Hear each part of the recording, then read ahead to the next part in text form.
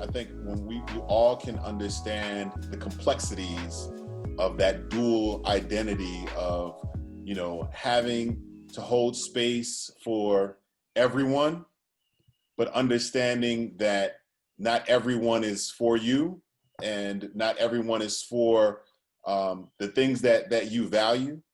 And I think, you know, it is a lot of work, and we have to acknowledge that's so true. But at the same time, it's work that has to get done, because at some point the two ends must meet. Yes. And we want them to meet in a way that allows us to be able to move forward. And it's not to say that, you know, moving forward means everybody's going to be coming to dinner. It may be just a situation that at least we can get to the point where we can say hi and see each other's humanity. Mm-hmm. And I think that's ultimately where we want to see things go in this country, even though right now it looks like there's a lot of work to do. You know what, and that leads me to another question, almost a perfect segue. Are the ideas of progressive versus liberal a generational divide in ideology in some way?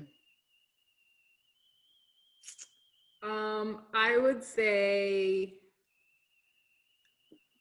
I don't know necessarily that it's generational. You know, and Jevin, please correct me if you're wrong. I feel like young Obama here is about respectability, where, you know, you have some people who are willing to go against the grain. And I think that's truly where the difference is, right? Like you might have Democrats of old who don't want to rock the boat. They want to be inclusive, but they're not really inclusive. And then you have people who are progressive. And in my opinion, both sides can be progressive, because progression is about forward moving action. So if you're about forward moving action, that means you're about stepping outside of those lines and doing what is necessary to move your state and your people forward. So I don't know if it's about generations. It might just be like ideology, and it could also just be what's right for your district. Yeah, I mean, I'm gonna jump in with that one. That's exactly right. And I love how the future senator said that I'm about respectability politics. I consider myself a pragmatic progressive. And there is very few people who can actually, in my opinion, navigate this space eloquently enough to actually get stuff done, right? I come from the institutional establishment Democratic world, right? I was the vice chairman of the Democratic Party, you know what I mean, the youngest Black official to ever serve in this role, right? But at the same time, I believe, and like Sarah said, that forward-moving progress. I believe that we need to put the foot on the pedal and move our communities forward. I also know that our communities move much slower, right, than our constituencies, right? Our constituencies are moving like this while our, you know what I mean, government moves like this. And so we need people who are going to be able to bridge that gap.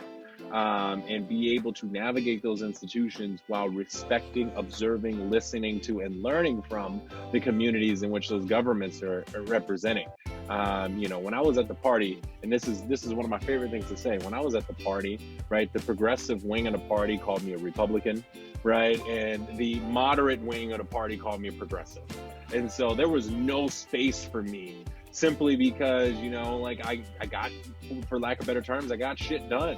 And not a lot of people get stuff done. And, like Sarah said, we need people who are going to be willing to go against the grain and charge forward and get the job done, and it's not easy work. It's not going to be the most popular thing to do. But in a time like this, we need to do everything that we possibly can to continue that forward moving progress while unifying people. We're a hurt country. I mean, this is not just a Donald Trump thing. We were in pain and we were suffering for decades, eons before Donald Trump was even. Donald Trump is just a byproduct of everything that is happening. But everything that we hold true, everything that we work so hard to preserve and protect is at stake because of this person. And so, we need to do everything we possibly can to unify, to move forward, put aside some of those ideological differences. Because and I'm not saying we need to go be buddy with Republicans. I'm not saying that we need to go be buddy with people that we don't agree with. But we can put aside, compromise is not a dirty word. Compromise is not dirty. We can put aside some of those differences so that we can achieve for the greater good. On that point, my running mate says something that I like, and at first I didn't quite understand it, but I get it now. A true leader is able to piss off everybody, right? Because that's when those things are getting done and nobody is walking away 100% happy, because that compromise came in that middle. So to what you're saying, absolutely, compromise is everything. And it's so strange that we're in a time now where we're not willing to sit down at the table. We don't want to talk. We don't want to listen. We don't want to move our people forward, because that means that we have to compromise with the other side. It's funny to hear you guys talk about it. It makes me think of, there's a landscape of leaders that precede you and precede the work that you're doing right now. And they didn't always agree. And their approach was always a little different. Even when they were on the same side, the approach might have been a little different. And that lends me to think about what it takes for change to actually happen. And it requires the push-pull. It requires, someone being a little bit more progressive, someone being a little bit more liberal, and them doing exactly what their heart and their passions and their convictions drive them to do. And then we meet somewhere where it all works out, and at the same time, there is the community is looking at that and understanding that no one side is particularly right, but in the process of discerning and understanding what's at stake and what our options are and how to create the change that we're looking for, we're hearing, we're listening, we're constantly going over what is it that is important to us, and really deeply, critically absorbing what it is that we want to see, how it's going to impact us, how it's going to impact our families, and are we going to be selfish to just go for the thing that's going to be good for me, or am I really concerned about my community? Mm-hmm. And these are the challenges that I think voters have. These are the challenges that we have as a community to determine what kind of country do we really want? Do we want a country that is actually invested in everyone? Or is it a country that says, you know what, because I hold the power, because I wield it, I'm going to make a decision for me, and good luck to you catching up. And that's kind of where we are right now. What are we going to be? For sure. So, gentlemen, I'm so sorry to leave you. I know that we've kind of talked about this already, but I need to say goodbye to you. Thank you so much for having me on. We'll have you on again soon. Thank you, because we got a whole lot to talk about. We do. You sure do. We do. Young Obama, sir, take it away. Good luck in your race. You're out there killing it in East LA. We need you in the state legislature. I'm done with you. I'm excited for you. Bye, guys. Thanks, Sarah. Jevin, all right. So glad to have you, man. I'm honored to be here. I'm honored to be here. I mean, two of the brightest minds I know, and so we gonna sit down and chop it up. Chop it up. That's right. Man, so I'm glad. Let me just say this: I'm glad that you're on the show once again. It's always good. It's always good to see a native, home, born and raised in Arizona, really doing something in the community, doing something in politics. I do have another question for you, and this may be on a national level. Mm-hmm. What do you tell voters that are going to the ballot box, going to the polls, and they have options of, damn if I do, damn if I don't, right? Yeah. Meaning that, hey, you know what, I got Biden and I got Trump. And I know some people are voting for Biden because, damn, I'm a Republican, but I know it's a lot of stuff messed up in the administration right now. Mm-hmm.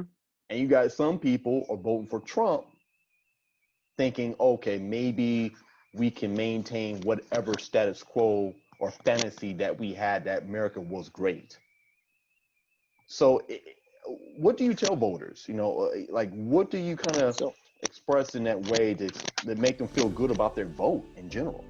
we've never been in a time period in our country, in recent history, we have, but in recent history where we have a president that is working to destroy and erode everything that we fundamentally believe in, to take away our freedoms, right? Our rights, our liberty, and our opportunity to pursue happiness, right? We have a president that doesn't believe in law and order. We have a president that profits off of the American people while in office. We have a president that has zero respect for the Constitution, the laws that are in place, the other individuals who have been duly elected by their communities to serve. We have a president that has made us the laughing stock of the world.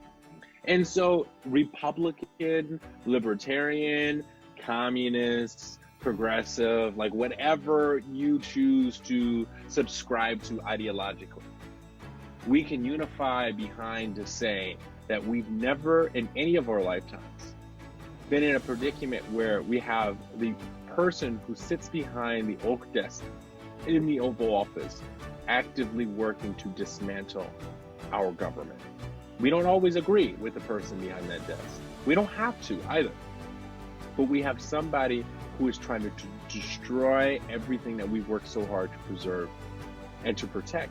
And so for the people that aren't excited about Biden, at the bare minimum, our democracy is going to remain intact with him. For the people, and you know, this is really hard for me. It's almost, okay, someone who voted for Donald Trump in 2016, I understand. You know, you wanted something different. You know, you weren't excited about Hillary. You know, there's a number of different things. But somebody who puts up with and wants to actively support Donald Trump in 2020, that's not about a vision for a greater economy.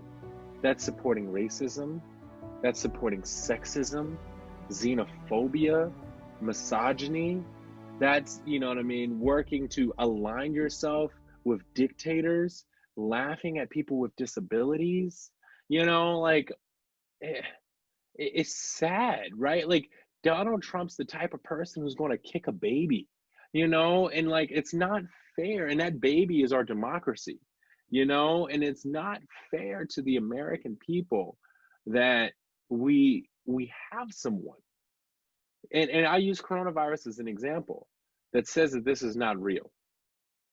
We have someone that says that it's just going to go away, okay? And let me put it into perspective for you. Love or hate President Barack Obama. I love the man to pieces, but not everybody does. Love or hate President Barack Obama. The Ebola virus was more contagious and more deadly than the coronavirus. I personally don't know not one person that caught Ebola. I can tell you, I can list off 10, 15, 100 people that have either gotten sick or died from the coronavirus. And so, you know, and then the worst part about it is that we've gotten to a place in our government where it's not okay to disagree. I don't agree with everything the Democrats are doing. I don't agree with everything our nominee is doing. And the same token should be taken for the people on the other side of the aisle. You're not compromising your conservative ideological beliefs because you're going against Donald Trump. That means you understand fundamentally the difference between right and wrong.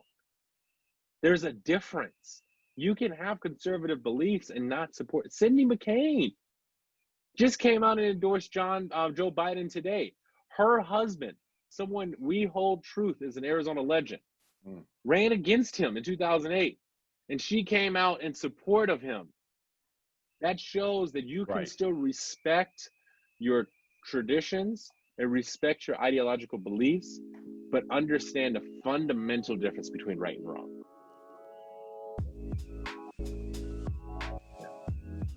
No, I think that's perfectly said, and I think that's what the democracy is coming down to, right and wrong, right?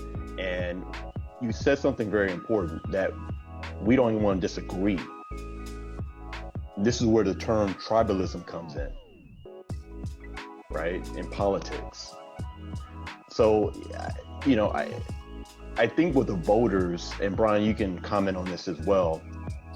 They have to vote what is right, what is the moral thing to do, what is the best thing for our democracy, not just for the candidates, but right now in American history, this is like DEFCON 3 on a political level, because in 46 days, we're going to a direction where we may never return from.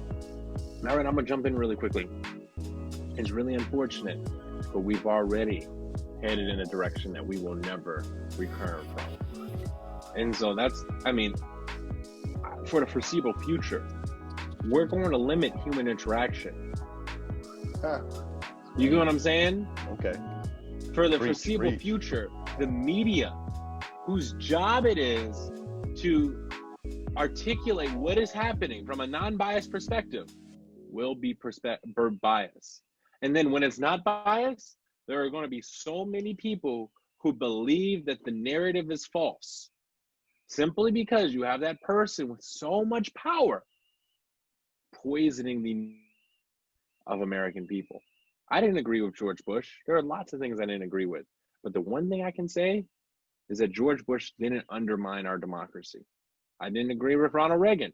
The one thing I can say, he didn't actively work to undermine our democracy. Did he do things I didn't agree with? Of course. Did he support initiatives I didn't agree with? Of course. I also didn't agree with everything Bill Clinton did, and I didn't agree with everything that Barack Obama did. But none of those people who had so much power, not just in the United States, but in the world, did work to actively undermine our democracy. You know, they say, like, when America catches a cold, when America sneezes, the rest of the world catches a cold, right? And like, America's going to be in the infirmary for a very long time, and like, we have to restore our respect with our international and global peers, because now we're, you know, like I said, we're the laughing stock. People aren't going to take us seriously. You know, and you know, if we ever want to continue, and like, you want to hear something? Like, you talk about fundamentally changing the world, try using great in a sentence and see if people will look at you crazy. You know what I'm saying? Like, All right, I hear you, brother. So true. So I think along those same lines, right, and how we see the issue, right, how we see, you know, fundamentally that this administration is undermining our democracy. We know that a lot of people might see it differently according to just how they see the world. And so I think, how do you navigate the socioeconomic disparities that play a role in how we see issues such as immigration, law enforcement, and education, to communicate to people, hey, like, that aside, look what's really happening. Look what's really taking place. I know what your experience and your understanding is, but there's a whole other set of information that I need you to gather. Yeah, you know, and it's so hard, and it's so hard that people just don't see it from the perspective of human dignity and human rights. And so, you know, like I said, when you got to make room, as the woke, you got to make room for the awakening, right? And when you're a leader, you represent 100% of the people, not the majority of the people that are there with you. And a part of leadership is meeting people where they are. That's really what it comes down to. So when somebody doesn't understand immigration reform and they're conservative, I talk to them and I tell them, look, you know, you like to save money. Your dollars that you were investing, giving to the government, they're spending on putting these kids in cages. Now, you may not agree that these kids need or need not to be in cages, but your money is what they're spending this on, not anything else. And that is wrong. It is wrong that they are in cages. It is wrong that they are being dehumanized. And it is wrong that you are investing in this. because then that means you're contributing to it, Right. right? And you're supporting it. And you know, every decision, criminal justice reform is arguably one of the single largest potential economic drivers, right, for this country. Because yes, the private prisons won't make money and they don't need to be making money. But when we can have more diligent citizens in the workforce, contributing, spending their dollars locally, we will see a brighter day. Just like legalizing marijuana. Oh, it's so bad, it's so this. No, it's another opportunity to stimulate the economy. It's another opportunity to move forward, that progressive policy, right? Just because, you know, I'm positioning it differently, it's still very forward-thinking policy. And, you know, when you have somebody who just made a bad decision, right? Like, they had one too many drinks and they got behind the wheel. That is a horrible decision and it's inexcusable. It was the worst day of their lives. Do they need to be in jail for the rest of their lives because of it? Somebody got caught up in a bad way with worse people. They did drugs or they sold drugs. They've never hurt anybody. Does that mean that they need to be incarcerated for the rest of their lives? We are spending more money to put people away than to educate our kids. That's not sustainable. That's not economically friendly. We need more high-wage jobs here. We're not going to have more high-wage jobs if people can't get an education. And so, you know, we need to do everything that we possibly can to position these conversations in ways that are relatable to start the narrative, you know. And we have to be, as leaders, all of us, you know, we have to be willing to be malleable and flexible and to hear people out, because God gave you 2 ears and 1 mouth for a reason. We need to do a better job at listening before we speak. You know, and you know, Jevin, I know you have a history working with the educational system in Arizona, and you said education. I know I can hear the passion in your voice when you mention that, right? Because at the end of the day, there is a miseducation coming out of high school, and which leads into these different paths, such as prison, such as, you know, unemployment and other things of that nature.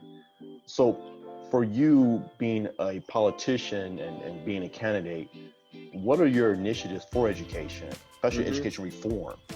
Yep. What are you trying to do and trying to make a difference in that area?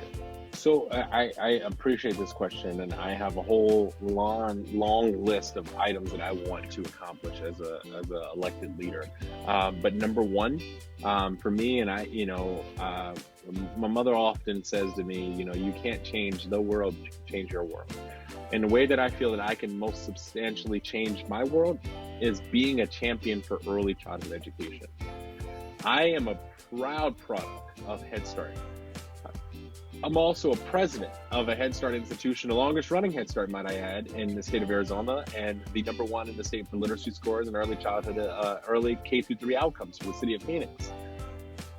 When we can level the playing field for a young, bright mind that is 3, 4, 5 years old, that may come from a disenfranchised, a lesser fortunate community, we can change their entire lives. We give them a competitive advantage when they get into the education system. They're not a year or 2 or 3 years behind when they're in kindergarten, and they're with their peers that had the tutors and the other resources that they had at home. And so when we can have, you know, universal early childhood education, and that is attainable and accessible to every community in this state, it's going to fundamentally change the future of the state. Because, you know, fixing education doesn't mean throwing more money at high schools, right? Or hiring more teachers, which we do. We have a teacher shortage. Right. It means that we need to take a holistic review of our education system. It means that, you know, getting more kids to college means that we need to go look at them when they're 3 years old also, right? And we need to do everything that we can to support them along the way and be there for them along the way, and serve as that resource for them along the way. Because, you know, they're not going, you know, this problem is not going to be solved overnight, but we need everybody focusing on their part of the pie. And my mother is a good example. I love the woman to pieces. She is a legend. the first African-American woman elected in the city of Tempe. and a proud champion for K-12 education. But her niche space is high school education. And don't get me wrong, she's a board member. She's the vice president of pt2 Washington Child Development Center. She looks at education holistically as well. But her thing is, what can I do? Because our schools, Tempe Union, for example, it's not an educational institution. It's a human services organization that is providing jobs, meals, and also educational services. And so how can we change how we look at the educational ecosystem so that we're providing services for the entire community, right? And not just a subsection of the community. Yeah. Right. Yeah, and I thank you for that response, because I think sometimes in our community we need to have more investment from our community, local citizens regarding education reform, because it does take a village to raise a child, right? And I think, you know, for me, my mom and my dad both were educators, and looking at education today, it's totally 360. It's more of a factory than developing leadership skills, than developing life skills to help you move forward and be successful in life in general. Just here to make sure you get the cogs, the widgets, and diploma. Yeah. At the end of the day, right? And, you know, and that limits someone's potential and opportunity. So in that case, let's say, for instance, like today, the CEO of Wells Fargo just made a very weird statement stating that, oh, this may sound like an excuse, but it's not a lot of Black talent out there to hire for the firm or for the bank. Wells Fargo has had a very bad go at it over the last 5-10 years. Exactly. And this is one of their newer CEOs making this statement. And that's fundamentally flawed. It is flawed, but it trickles down to also, well, it's not enough talent, not enough educated African Americans for me to hire that has the skills, the talents, and the needs that I'm looking for my business or my company. You know, I'm glad you raised this issue, right? Because everybody believes that you hear, not everybody, you hear so often, time and time again, that the private sector is bad, right? But this is an opportunity for the private sector to stand up and invest in our community. You don't think there's enough Black accountants? You don't think there's enough Black people that are talented to work at your organization? Well, invest in Black institutions, invest in Black communities, to not just for education, but to make sure that food insecurity is not an issue, that our kids are not going to bed hungry. Let's get more grocery stores and more healthcare centers that provide access free of charge to Black communities, so that the last thing that they have to worry about is where their next meal is coming from. Wells Fargo has the money to do that, but they choose not to. I want to give you a really good example of a corporate institution that's getting it right. JP Morgan Chase, while we're talking about the financial sector, they have a whole division called Advancing Black Pathways. My dear friend, someone I consider a brother, I love pieces, Sekou Collin, runs this division out of New York. And their sole purpose is to invest in Black communities, from investing in education, Black businesses, investing in making sure that communities that house Black people, which means all communities, right, have a level playing field for the resources that they need. And instead of sitting behind, Jamie Dimon's not sitting behind his desk publicly saying that there isn't Black talent. They're identifying opportunities to create those pipelines. And that's why it's so ridiculous, and I can go on to so many different topics, tangents on this, right? We need comprehensive student loan debt reform so we can have more Black doctors and Black accountants and Black teachers and, communities of color serving communities that look like them, right? I also make the argument we need more, people of color that are firefighters and police officers as well, and EMS, fire and medics and everything else, because people need to see the people that look like them serving in their communities. And it's so vitally important that people, step up to make sure, especially when you're in a position of leadership. The beautiful part about running for supervisor is that, yes, I will be a governor of America's 4th largest county. Yes, I will be someone who will author policy and push legislation.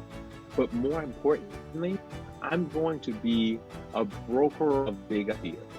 I'm going to be someone who can facilitate those conversations with these Fortune 500s and these large institutions and bring together members of the community and then turn that into real public policy that is going to affect everyone, that's going to have positive change for generations to come, that's going to impact lineages, right? And that's what leaves me so excited and motivated, because there's so much more to service, right, than just being, pushing a button for a vote or just, being out there. We're going to have these abilities, right, to bring together, folks from all walks of life to identify very creatively and innovatively how to solve problems.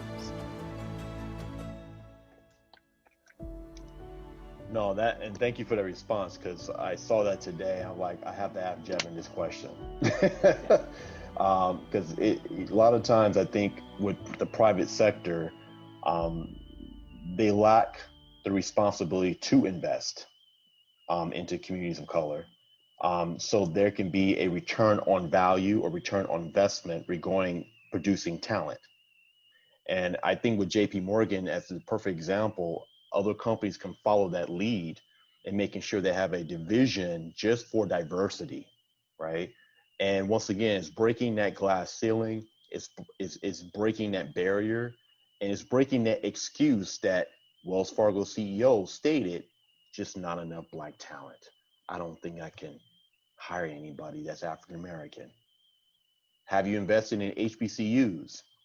Have you invested into, like you said, local communities, local schools? Have you invested in STEM? Because now a lot of banks are going into more of a fintech role. It's not STEM with science, but still we're moving from the brick and mortar to more of a digital form, right? That's of exactly banking, right. right? So That's exactly right. it comes back to where, as me, as a consumer living in this community, should I bank with Wells Fargo? That's a real question to ask. And that it's funny that you mentioned something like that, because there's value with where you put your dollar. And I think there needs to be a more sophisticated approach in identifying who are the people where, when we spend our dollars, are really reinvesting those monies back into the communities that we live in. Yeah, I mean, Go ahead. No, go ahead, Brian. I'll jump in afterwards. That's the challenge, to shift that narrative and put more focus on that, so that we can understand who are our real allies versus the one that are up for the diversity photo, or at any point in time can say what they just said at Wells Fargo. That's exactly right. And that is, again, another reason why you need people in leadership that look like the communities in which they serve. I mean, I'm going to tell you about one thing that I'm going to be an advocate for, and I'm going to pass when I'm at the county board, and I'm going to broaden out to address more broadly what you're talking about. Contracting and procurement. The county has a $3.05 billion budget. Annually, it procures hundreds of millions of dollars. There is zero requirements at the county level across its 60 plus agencies and departments to have a competitive process for locally sourced, minority owned, disenfranchised, women owned businesses. And you need elected officials that can see these type of things, because, if the construction agency is getting contracts because they can come in at the lowest price, well, yeah, when they have 500 people, right? Yes, they're going to come in at the lowest price because, the process is not competitive for them. We need requirements, and you need elected officials that are going to be able to see these type of things, because that's how another way, just another one little small piece of the pie, how you can grow and build the middle class, right? Because that Black owned business that is the cleaning agency, right, getting a county contract to clean all of the county buildings, it's going to change that business. It's going to change the lives of the workers in all those businesses. And then every dollar that every employee of that business spends in Maricopa County is going to stay local, because it came from county residents, it went to a local business, and now they're spending their money here in their community. And those are what things that we need to be thinking about, right? And to the broader point of everything that you're talking about, Brian, we need, and this is not an elected context, we need to do everything that we can to support businesses that are owned by our community. The reason why Black businesses go out of business is because we go in there and we ask for the meal for free. We go in there and we ask the service for free. Like, no, you need to be paying twice as much, right? Because they're not getting the branding and they're not getting the social media promotion and they can't take out ads in the paper. You need to go in there and invest in your community, right? We need to do whatever we can to a Black-owned community bank. Industrial Bank is one that I'm going to drop in there in Washington, D.C. Industrial Bank, one of the longest running banks in the city, Black-owned. The reason being, because all the Black-owned businesses went to the Black-owned bank, right? And granted, times are different 100 years ago. Times are very different. But the reason why that bank is still alive today is because that's the place you go if you're a Black business and you need a loan. And that's what we don't have here, right? We need to do everything that we possibly can to build that community. I get it. Arizona is very different. You know, our Black population here is 4%, 5% on a good day if we're lucky. But we're strong enough to unite to become one, right? And we need leaders that are going to stand up and be bold to lead the charge, to make sure that we're investing in our businesses. We're supporting, you know, a Black River Life, right? As our comms agency. You get what I mean? Like, you know, it's investing in those institutions that are doing that work, because that's how we're going to create that longevity, but wealth, but not just wealth short term, not just getting rich, but, you know, lineages, right? Building wealth for lineages in the community, right? You know, that's how we get to that place of economic prosperity, right? Which then levels the playing field for everyone that is involved in the process. And you know, and this is a little bit of a transition from our current conversation, but there's something I want to make sure that we get in with you before this time is up. But given the challenges of community leadership, why should anyone want to engage in politics or organizing efforts with all the things that you have to face? And I think you mentioned this earlier, right? On one side, you're not good enough for one side, you're not good enough for the other side, and you find yourself on this island trying to bring people into it and make yourself not an island, but a continent, right? That is fully engaged and everyone is all together and on the same page on what we want to achieve. And though we may not agree, we understand that we get more in a united, in a more focused attention to what is our humanity, what are our needs, how do we make sure that everyone is taken care of? What are your thoughts on that, Jevin? You hit it you hit the nail right on the head, right? When we can put our differences aside, right? People of color, Black people in particular, are not monolithic. We're not. You know, we're not all the same. We don't all believe and eat and do the same things, and our beliefs are very different. We worship very different. You know, we see the world very differently. And so it's us coming together to be able to say, okay, we are going to collectively build and move forward. I'm not going to agree with everyone here politically. I'm not going to agree with everyone. We're not going to worship and believe in the same God. We're not going to have the same schooling and educational beliefs, but we can come together and unite behind the fact that our common humanity is greater than anything else. And that's what it's going to take, right? You know, especially for this election, right? Is realizing that everything that we hold true, right, is at risk of being compromised. Any progress that we believe that we've made as a country will be reversed. This is the most important election of your lifetime, because every election is the most important elections of our lifetime, but exceptionally so because there is no turning back. Like I said earlier, our world has forever been compromised as we know it. We're going to adjust to the new normal. But that new normal is going to be on a steady decline if we do not elect leaders that is going to prioritize the will and the needs of the community and the people. And that's what we need to communicate to people. You will make more money with Joe Biden as president. You will be happier and safer with Joe Biden as president. Your liberties will not be at stake with, if you don't cast your vote for the right person. And so, it's sad because it's come down to this. You know, you can, what happened to the days when we just disagreed with the other person, right? Or we didn't see the same pathway, right? There, you know, it wasn't a conversation of whether or not it was right or wrong. You know, and that's where we're at now. It's a conversation of whether or not it is right or wrong. People have died. That is wrong.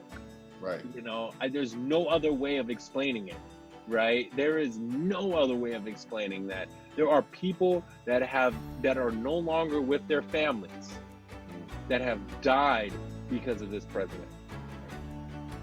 And that's what we need to highlight. But we need more people involved in the process. We need That's more right. people who are willing to be community organizers. Engagement. Yes. Yes. Well, Jevin, hey, brother, I want to say thank you for being on the show. Apolitical is always here for you. Want to have a sounding board and want to kind of tell your story. We're here to support, you know, what you're doing, and sound like everything, you know, what you're stating and what you're describing to us is really going to benefit our community. So we just thank you. So, well, yeah, we're going to have you back on the show, and definitely, you know, we continue this conversation down the road. So just thank you so much, man. I love it. Hey, you know what? I appreciate y'all. I love Apolitical, as you know, and you know, whenever you would like to invite me, and I'm fortunate enough to join, I promise you I'll be there. You know, I'm grateful for your leadership. You all are just doing some exceptional work. And to all the viewers, you know, thank you for taking the time to sit down and have a conversation with us and with you, and share this content. You know, promote these gentlemen, because you know these are two leaders that are speaking truth to power, and we need more people to, one, listen and learn, but two, you know, to be a part of the process. So just thank you all. Oh, you know we're gonna play that on a loop. Yeah, yeah, please. You just we just got an endorsement from the Jevin Hodge.